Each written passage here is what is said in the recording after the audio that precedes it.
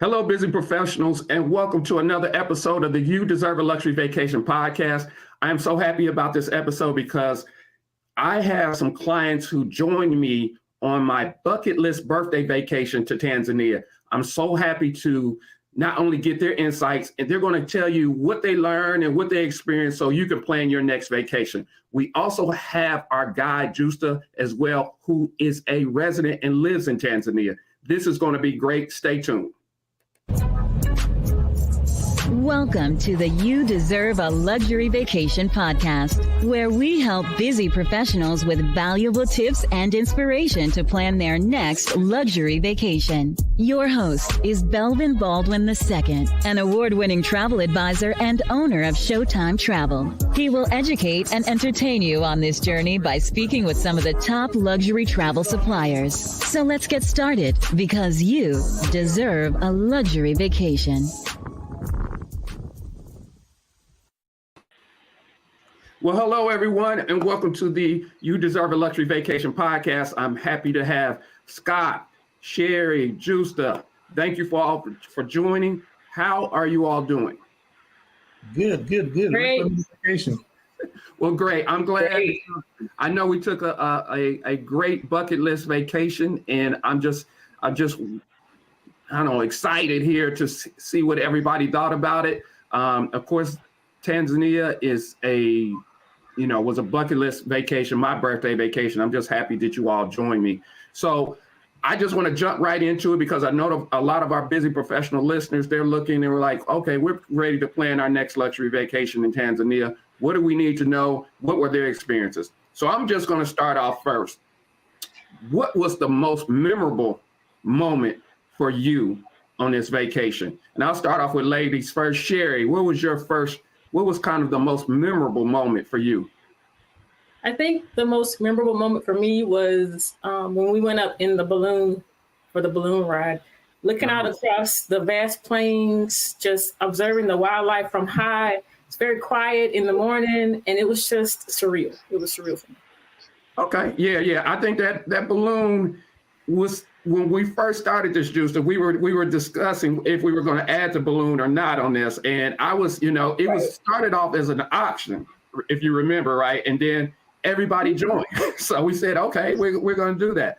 So that balloon ride was definitely one of the top events. What about you, Scott?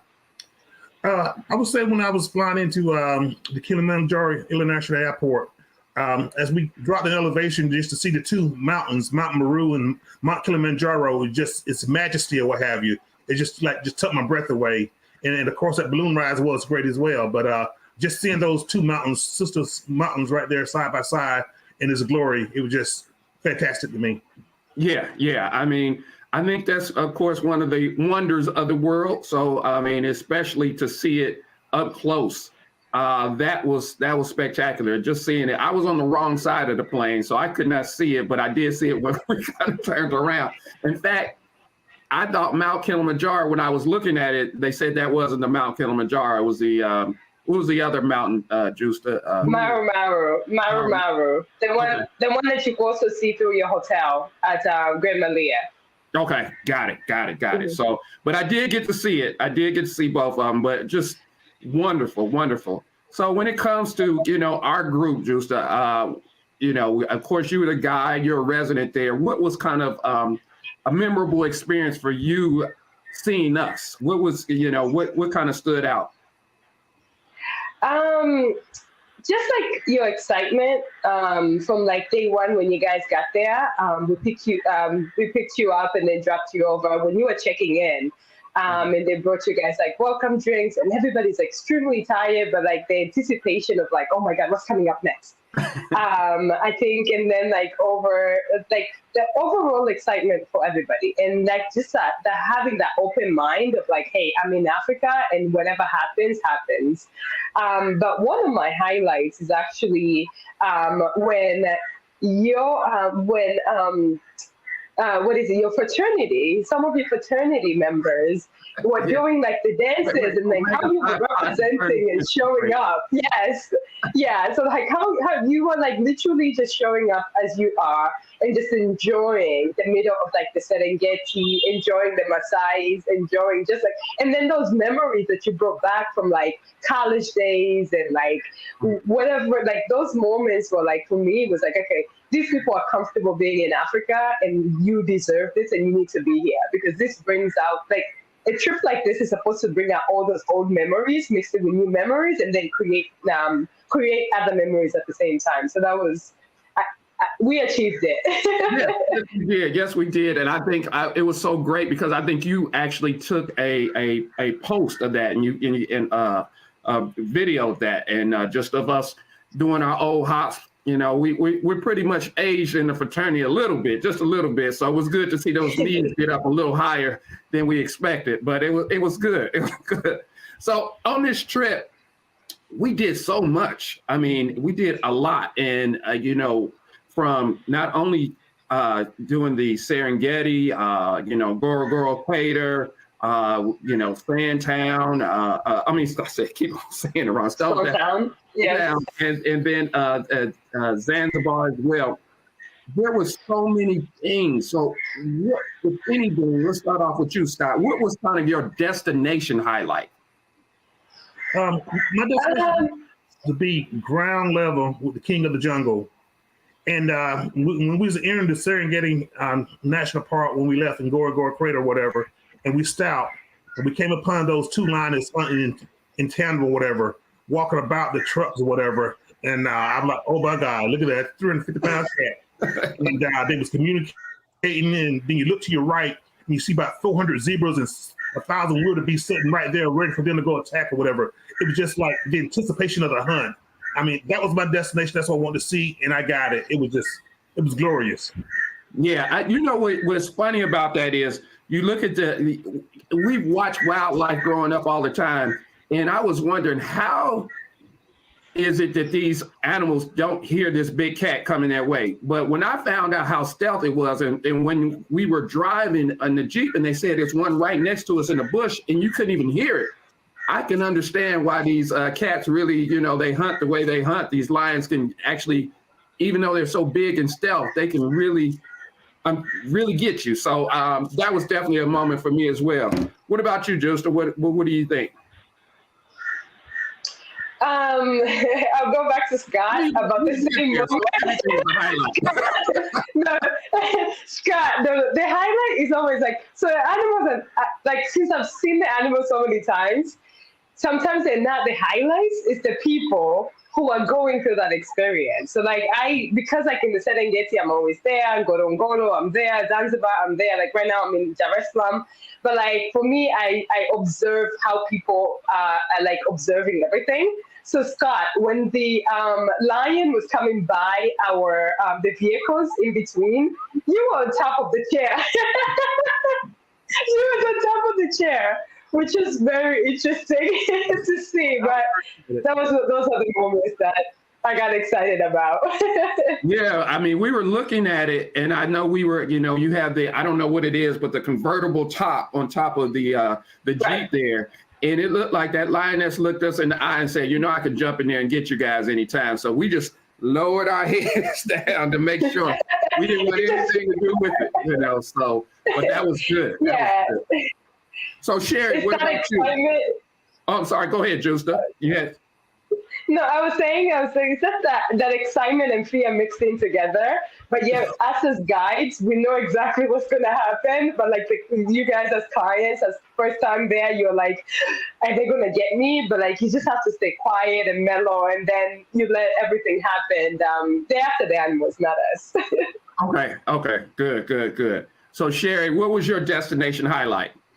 So first I want to say, Justa, I noticed when that incident did happen, you were very cool. And you said to Scott, watch your phone. Be sure and watch your phone. I was thinking, she's being very cool to know that a lion is sitting outside the window. So I think my most memorable moment was being in a tented lodge and hearing all these sounds. And then the next day, people playing recordings for the people that the hosts at the lodge. and they were very casual, and they would say, "Oh, that sounds like a hyena.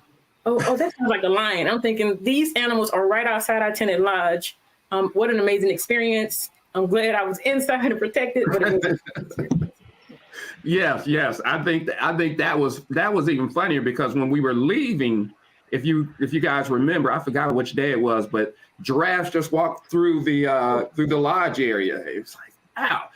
You know, when we were designing this vacation, and I was talking to Juice, I mean, you know, we're dealing with African Americans. We did not grow up really seeing, of course, this, you know, the safari, but on TV. And just to see it in person was amazing.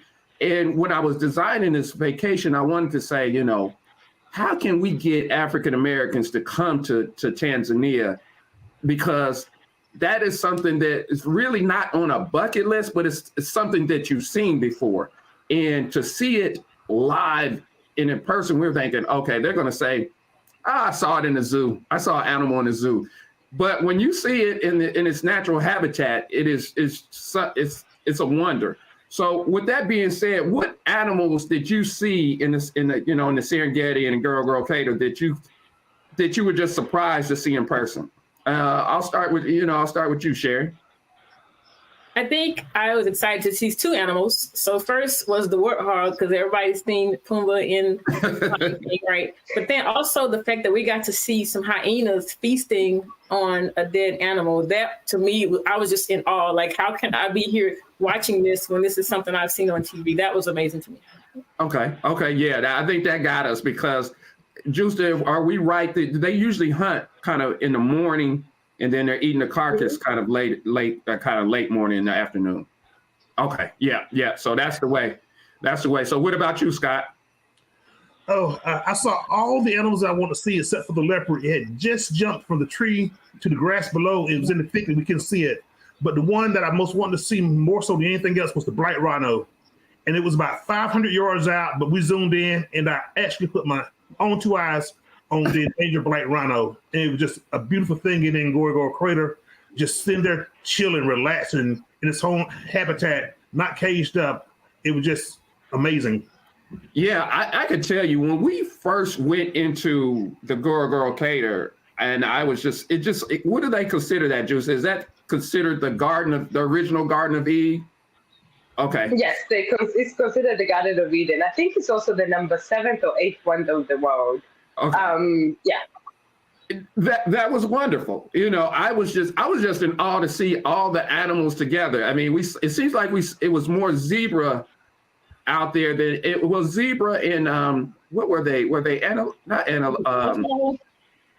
Antelopes. The most. It just seems like, you know, you saw they were just all together, and it was just so beautiful to see everything together like that. I think just one of the highlights for me is I was curious to see those hippos because I was wondering where's the water? And I always hear the hippos are kind of one of the most dangerous animals out there, especially to humans. So I wanted to see where those hippos were and just to see them in that water. But the scariest moment to me was when we were around that elephant. Do you guys remember that elephant encounter? Oh yeah. Because we were by the elephants. It seems like I don't know if the right word is calf, but baby. Yeah. So yeah, the calf. Yeah. So Juice, what in those situations, how do you usually work? Has there ever been a situation where an animal went rogue and the Jeep had to go back? Of course, I wouldn't say it's in the middle of the of nature, of the jungle, of the world, I would say. So something did happen to somebody else, but not in our case. But if any time, any vehicle, any guys, we always know when the animals come very close to you, it's like they turn off the engine and then they just tell you to just stay quiet. And because we are in their territory, so we have to appreciate and we have to kind of obey their laws, the animals' laws. So it's just you stop, you stay quiet, turn off the engine, and then they'll just go all out and about. So like with elephants, it's usually that's the way it's done. And if you probably notice, we kind of like turned off the engine and we're like, okay, let's stay quiet and observe. And then you just see them just kind of like go on and about. Okay. Okay. Yeah. And that was good. I mean, we saw the elephant. It was just a lot of different Jeeps around there, and it was their baby. And I'm just wondering, is Mama Elephant is she going to get a little territorial because we were all around? But they could charge. Like the elephants could be able to charge, and actually those heavy pound safari vehicles, they could be able to kind of lift it and flip it. But those cars are very, very heavy. They're extremely heavy, so like the chances of that happening is very little, but they would try to push the vehicle, and it's called charging. They would charge and just kind of like try, because they want to protect their young ones, so they would do that. That's the only reason why they would do that, when you irritate them. Right, and that's what I was thinking. You know, when we were up in the balloon, the hot air balloon, and we saw all the trees laying to the side, and they were talking about that's where the elephants kind of push them, and they use them to rub their backs and everything. So you can see the effects of how strong the elephants are. Right, right. And if you go, let me say, for example, we did not go to this other national park, which is the Tarangire National Park. It's known for its elephants. If you go there, you'll see more of the trees kind of like sliding down, which the elephants are the ones who are doing that because they want to scratch their backs. Okay. And so they use that as a place where they could be able to scratch their backs on. For ticks, for any kind of like smaller bugs, then they will go on the trees, especially the baobab tree. You kind of be able to tell, which the baobab tree is probably like, some of them are almost like 700 to 1,000 years old, but you see like there's kind of like the stem of it is kind of taken off. You could tell by that means the elephants were there and they were doing their job. They were scratching themselves. Yeah. So let's talk real quick about the lodges, and then we're going to move down to Zanzibar. So let's, we a lot of people talked about, are we staying in a tent? What is a tent like? What's going on with the tent? We're scared about what the rangers told us. We had to stay in our rooms at nighttime. So Sherry, you talked about it earlier. Can you talk about your experience and also your experience of let's say bathing in the bathing locations in the lodges and tent? So I'll let you speak. All right. Well, first of all, I want to point out that is a picture. The Scott's background is one of the lodges that we stayed at. They're beautiful, beautiful accommodations. Mm-hmm. I will say that I was kind of a little concerned because when we got there, the ranger said, the lions come out at like midnight. They'll be roaming around midnight. And I was thinking, well, we got to leave here pretty early. Will they still be out when we leave and it's dark and all the person helping us up at the hill has is a flashlight? Like, what are we supposed to do? I don't know. But I think I really enjoyed being there. I wish we had more time to spend at the lodges. I think that would have been a great experience. The bathing part. So you get there and they say, oh, the showers are outside, and you're thinking, okay, but it's probably something between me and the outside. So you get there and you walk out and it's pitch black. And you just see stacked stones. They're high enough, stacked stones and a shower head. And so I said, Scott, please stand at the door and watch. And make sure that, if you hear anything, you let me know immediately. And, I'll be ready to dart back in. But then when it was his turn to take a shower, I peeked through the door and was like, I'll let you know if I hear something. So you didn't hear the same security as I said. Well, I could tell you the same thing. We went out. We didn't take turns. We just both went out there. Well, one was lathering up and the other one was rinsing off. But they weren't going to go out there by themselves in that water. Even though it was, let's take it for our listeners, it was connected to the room. It wasn't like you went out into the wilderness and just, a separate bath. It's connected. So, it was just an experience and it was nighttime. So that was the difference, the unique experience there. So Juicer, what do you feel? When you have clients go there, what do they usually say about the tent and lodge experience? I think having it like the shower experience, that's like one of the surprises that when you're in your house, you don't have an outdoor shower for most people. But like having it where I do get the same thing always, like, oh my God, I'm scared, but this was a really nice shower. And the water is always hot. So when you hop in the shower and you just turn on the water and the hot water just pours at you, there were some people in the group, they were like, oh my God, that shower was everything. I was scared at first to go in. But then once I went in and the hot water hit me, I wanted to stay there for like as long as I want. But like that's the beauty of like having like tented lodges in the middle of the safari. It's like luxury tented lodges where you have all your amenities in there, but it's just you in the middle of the safari. But we always have to also keep nature the way it is. So that's why they're like semi-permanent lodges that we have there. So like everything could be disassembled and then taken away so nature stays as. But that's the beauty of it. Everybody usually likes it, and those little surprises that they add to the lodges. For me, usually I like going to different places and just checking them out and finding out those surprises and still keeping it a surprise for the guests, but I know there's safety behind it. And so when they get there, it's like, yes, you'll be a little bit, oh my God, and then later on you're like, yes, the hot shower. Right. And it was definitely a relaxing hot shower after spending the day out there in the Serengeti. So let's take it to the next step. Now we're about to, we were there during we did the Serengeti, Ngorongoro Crater. We saw all the wildlife. Now we're going to go to the Zanzibar Island, and it's wonderful. It's right there in the Indian Ocean. When we first landed in Zanzibar and we made it to the hotel, I was happy just to see the water, the beach. It's just like everything that you saw kind of leading up to this trip. Tell me, Scott, what were some of the things that, when it comes to the vision of Zanzibar, what kind of stood out to you? Yeah, one of the things I really, really enjoyed was the old history. A lot of people don't know, but Zanzibar used to be a spice capital in the Indian Ocean, or what have you. And just to see so many old relics from back in the day, hundreds and hundreds and hundreds of years ago, that still stand strong today. And some of these buildings and facilities, they built them within the last 20 years, they actually 500 years old. So just seeing that history, and of course the clear blue water on the beaches and things like that. But I try to just soak up as much history as I can whenever I travel. And I really enjoyed Stone Town on that piece of it. Great. Now, Sherry, what about you? What stood out to you in Zanzibar?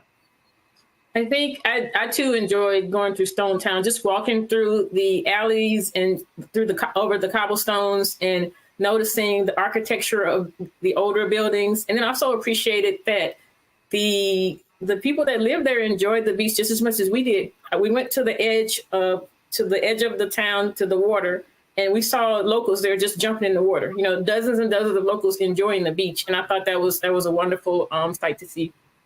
Yeah, it is. It was great to see everybody, especially going to Stone Town. It's just so much history there. When we come, we spent New Year's Eve, in Zanzibar. So that was an experience in itself.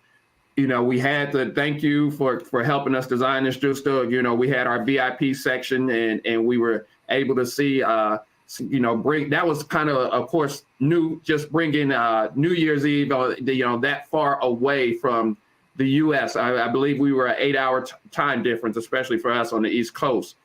What was the experience for you, Scott, during the New Year's Eve celebration? I was happy to see just the multinationalities of people there. I saw people from far as way as South America coming to bring in the New Year on Zanzibar. And it was just so amazing just to be in the middle of all these different cultures just coming together to enjoy life and celebrate life. So I really enjoyed that. But the setup was turn up or whatever. We were sitting right there in our VIP section, overlooking the main crowd, the water in the background, the whole nine, a pool behind us, bottles everywhere. Man, it was all that and more. Great. Sherry, what about yourself? I enjoyed it. There were a lot of people there. I'd seen the pictures beforehand, but when I got there, I was a little overwhelmed by the crowd. There was quite a few people, but it was a great atmosphere. The music was great. Like Scott said, the drinks were coming. We had a very nice backdrop of the VIP section. But I also enjoyed, again, just the local ambiance, because we got there Justa escorted us in. She was helping us get settled. Everything was great. We were enjoying ourselves, and I turned around, and she had done a wardrobe change. So I was right, because she was getting ready to party. So we had a great time. So, Justa, tell us about that wardrobe change and kind of a little history of the party, the New Year's celebration in Zanzibar. I can't believe you remember that. Okay, so Zanzibar is a very conservative. Zanzibar is very conservative because it has almost like 98% Muslim. And whenever I'm in Zanzibar, especially as a local, as a Tanzanian, usually I'm like the first one to set an example. So I would dress very conservative, but then when it hits at nighttime, and especially it was New Year's Eve, I was like, you know what? I need to get into a different outfit. So, and it was hot. I was like, okay, everybody's settled, everybody has drinks in. I don't think they'll notice. I will get into something different, but I guess people noticed. But that's basically the culture in Zanzibar, especially when you walk around a lot and you're known in those areas, you just have to be as conservative as possible. But the New Year's Eve party is always like one of those, like they have like full moon parties there on a monthly basis, and it's always happening. A minimum of 5,000 people, like Scott said, from like different nationalities come in, and just the music is very multi-diverse from everywhere. But you all come and just be able to kind of like enjoy Zanzibar in that way. So that's like the New Year's party. For me, it was great. There's a lot. Yeah. Okay, good. It was the thing about Zanzibar, of course, I remember when we first did our first episode together, Justa. If you guys haven't looked at it, look up Why Travel to Tanzania when I spoke to Justa earlier on the podcast. We talked about how we compare everything to the Maldives, and you said, hey, Zanzibar has it as well. And it was great to experience that. And not only we got to experience a lot of different things outside of that. Of course, the hotel was on the beach, a very nice hotel. And then we had we went to the Rock restaurant. And you see the Rock restaurant was there. And when we were there, I think Scott was the tide was not in. We it was out, yeah. Walk across the bay to the restaurant. If the tide had been in, we would have to get into a canoe and to get to the restaurant. But walking across the bay and just walking upon this great establishment with great food, what have you, it was just breathtaking, and it's very, very enjoyable. And the food was good too. Yeah. It was a lot of food. I don't think anybody kind of finished their plate. It was definitely a lot of food there. And then what I liked about that place is so many people took pictures, and we took pictures around from the swing, even though, the tide was out. I was wondering, because I've heard in some incidents you'll eat and then the tide is in, and then you got to take the boat to get back to the beach. But that was definitely spectacular. Let's talk about the culture there and the culture and the history. It was some things, I know you're big on this, Scott. When it comes to culture and history, what was something that you learned that kind of stood out for you? As just mentioned earlier, 98% Muslim on the island, on the main island there is Zanzibar, what have you. And just to see this Anglo church still in operation after 500 years, they have a service there every Sunday. I was amazed by that. And the fact that unlike a lot of parts of the world, I found in Tanzania, everywhere I went, that there was no conflict between Christianity and Muslim, and people just got along and respected everybody, and they was very welcoming to us outsiders. And I just really enjoyed the people. Exactly. What about you, Sherry? I think I was touched by our experience visiting the Maasai. Mm-hmm. First of all, to see how they live simply and they're happy, right? To see they must have been, under 10 years old, out herding watching the herds and having the knives, or I don't know what you call them, the knives, so that if there was an attack by a predator, they would have to feed off a predator. And I'm just thinking, wow, these brave young men, young boys are out there herding the cattle, and it's something I would never think I'd be able to do. I'd probably be scared. I'd be like, Mom, I can't go out there and do that. House today. So I was touched by that. And just also to see how they've maintained their tradition. They've kept to their traditions, but at the same time, they realize they have to start embracing the outside world in order to survive. And I thought all that was very moving. Yes, yes. And, you know, I'm glad that we had the chance to meet with the Maasai tribe and kind of learn their traditions and their history. Juicy, can you kind of speak about that? So the Maasais are one of the tribes that was never enslaved. And they're nomads. So like they live, especially like around the Ngorongoro crater, the reservation, not inside the Ngorongoro crater, but the Ngorongoro National Park. That's where they reside, most of them, but there's some more on the northern Tanzania side. But it's one of those tribes where they're nomads and very respectful, very trustworthy. When it comes to meat, like if you're a beef eater, if you get meat from the Maasais, according to how they graze it, they have like the best. So when it comes to their wealth, they have so many cattle, you would think somebody on the outside would assume these people are poor. But if anything ever happens where currency is no longer in effect, they will be able to survive because of their cattle, and we will be going to them and trying to bribe them with paper, basically. But it's one of those tribes where even as a Tanzanian, because we have so many cultures, we have so many tribes here, like 120 tribes in Tanzania, and Maasai is just one of them. But the way they're highlighted around the whole world, like Maasai brand is almost like $1 billion. If you're putting in money worth, it's almost $1 billion worth, right? But if majority of us as Africans, we maintain like our roots, our culture, in the same way the Maasais have maintained it, just imagine like how wealthy we would have been and how like just like living just like a free life and just being able to kind of enjoy life as is. But yet you're still wealthy, but their wealth is kind of like equated in different ways. So they're cattle, they're animals, and that kind of thing. So that's the Maasais, and that's how they live their life like that. And they're one of the oldest tribes that have maintained that aspects of living. That's great. That's great to know and great to learn. I was happy that we were able to just visit the tribe and actually go inside one of their huts as well and just see how they live. And to know, based on your explanation, Juice, how wealth is subjective. You know, they're happy. Right. They're not.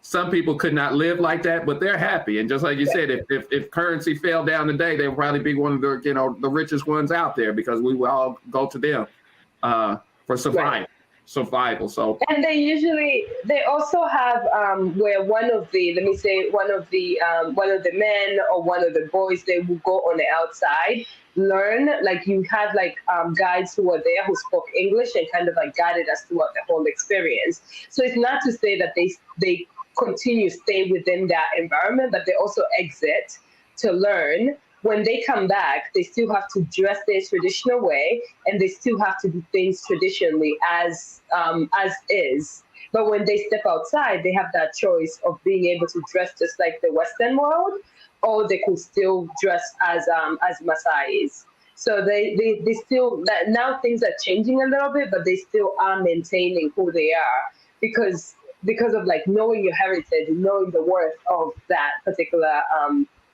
the worth of who you are, basically.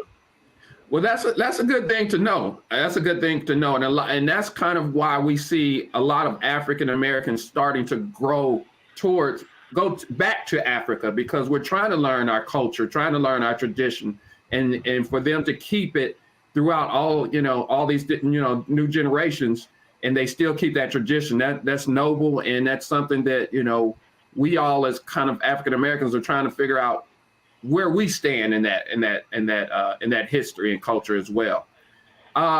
This has been great. I know we're getting close to the end. I just want to ask, was there something that kind of talking with the locals that kind of stood out to you, Scott and Sherry? I'm gonna start first, and this is just a funny thing that I learned just talking to the people in Tanzania. When we were talking to them, it was funny because they would say, "You're welcome," before you said thank you. And I'm just saying, when people go to Tanzania, usually some people may be taken back by that. Like, what do you mean I'm welcome? I didn't even say thank you first, but it's just the way that they say something. So like if you give them, they give you like the salt and pepper and they may say you're welcome. And it's not, African Americans and people from Western culture that, just don't take it personal. That's just their way of saying it first. They, usually we say it thank you first, but that's the only thing that kind of stood out there. Was there anything between Scott and Sherry, anything like that? Yeah, one of the things that stood out to me, we spoke about Maasai, but one more thing that I learned and I had no idea. You see the videos, you see them on TV and stuff like that, but the guy that took us in or what have you, 4 of his children was off to Arusha to go get educated, and just spoke about the wealth of the Maasai, so on and so forth, and they sent the kids off to be educated. And the chief's son, who had just came back, had been very well educated. He had a better grip on the English language than I do. So that surprised me, and I was happy to see that, embracing the culture, but still connecting with, the quote unquote new world, the Western world, or what have you. It was just refreshing to see. Sherry, what about you? Well, I have to piggyback off of what Scott said. When the older gentleman took us into his home, it was a very small home. It was 3 rooms. I think it was the 2 beds and then the common area where the fire was. And he was telling us, how many wives he had, how many children, how many grandchildren, how some were off to school. And it was, we got insight into his culture. And then as we were leaving, he said, "Give me your phone so I can take a picture." And that he just resounded how much they've embraced the outer world in order to understand it and become and still keep their traditions. Yeah, that was great. They could stay in the hut and everything and herd the cattle, but somebody may have an iPhone as well. Oh yeah. Good. So in closing, I want to ask you all, we're doing this for the busy professionals, for the listeners out there that want to plan a vacation through Showtime Travel and JUSA. So we want to make sure that we give them some information. If you had any recommendations for busy professionals planning a vacation in Tanzania, what would you kind of advise them? It doesn't have to be long, just, a brief, what would you advise them? What would you recommend? I'll start off with you, Sherry. What would I recommend for someone wanting to visit or to encourage them to visit? Well, if you encourage them to visit, let's use the word encourage. Okay. If you encourage them to visit, what would you recommend them to do? If they're ready to visit, what would you recommend? Well, I definitely recommend that they go with some great guys like you, someone a native who has, can display the love of their country.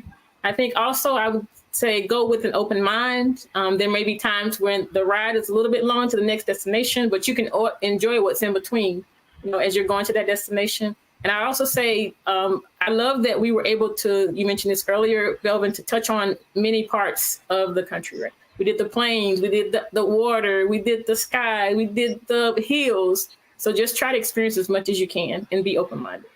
Okay, that's good. I mean, we did experience a lot, and it's an active vacation. But the great thing about it, I think, when JUSA and I work together, we can customize it to whatever you're looking for. So it doesn't have to be active like we did, but you can. We had the nightlife ones, we had the relaxation ones, we had the romantic one. But I'm gonna let you speak to that later, JUSA. Scott, let me get to you. What would you recommend to encouraging people trying to visit Tanzania? Yeah, do your homework. And what I mean by that is you got to know who you're working with in terms of going on this vacation. For example, the proof is in the pudding. From the moment we landed, boom, my driver waiting at me at Kilimanjaro International Airport to take me to the hotel.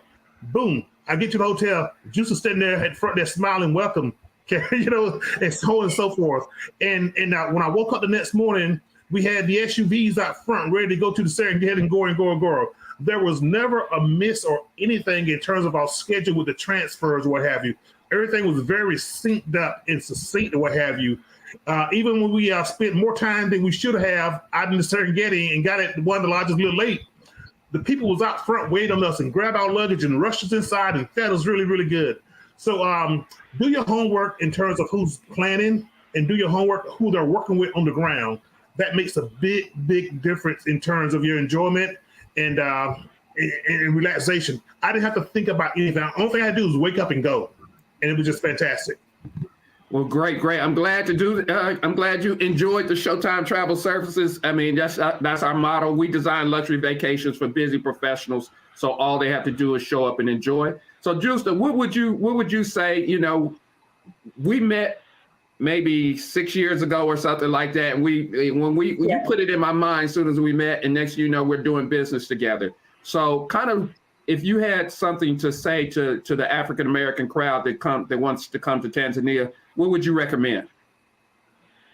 I definitely think, especially for like African Americans, right now, like, I mean, I guess since the pandemic or even before that, it was always support Black businesses or your own businesses. So like when you're making that decision of like traveling to Africa, be intentional about it and choose the